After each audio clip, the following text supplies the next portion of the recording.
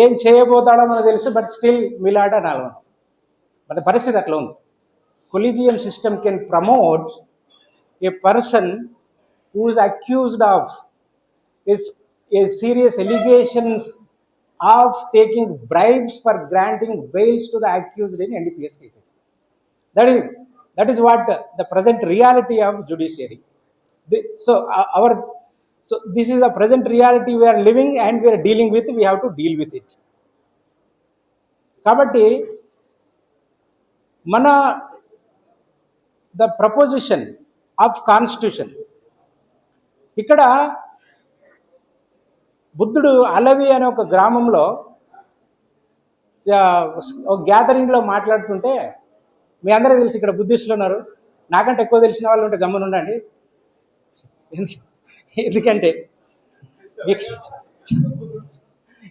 నాకంటే ఎక్కువ తెలిసిన వాళ్ళు కూడా ఉండొచ్చు ఇక్కడ. రాజ్యాంగం గురించి, బౌద్ధ గురించి మీరంతా నిష్ణాతులు నాకు తెలుసు.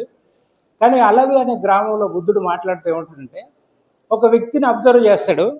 అతను ఆకలితో ఉంటాడు అనమాట. ఆయన ఎద్దు తప్పిపోయి ఆయన అడవి పొలాలన్నీ తిరిగేసి వచ్చి మీటింగ్లో కూర్చుంటాడు. ఆ మీటింగ్లో కూర్చుంటే ఆయన అబ్జర్వ్ చేసి, can we have one conversation please? చాలామంది మాట్లాడుతున్నారు అక్కడ వెనుక.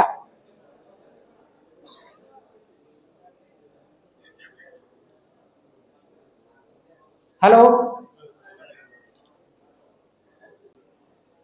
సమాజంలో hunger is the disease which leads to violence, disturbance.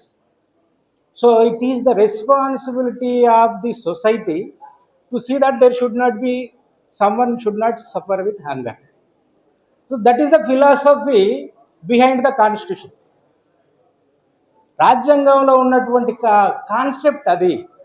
సమాజంలో జరుగుతున్నటువంటి వ్యక్తిగత కారణాలకు కూడా సమాజాన్ని బాధ్యత వహించమని చెప్తుంది బుద్ధిజం. కానీ దాంట్లో ఉన్నటువంటి దట్ ఈస్ వాట్ ఫ్రాటర్నిటీ. కాబట్టి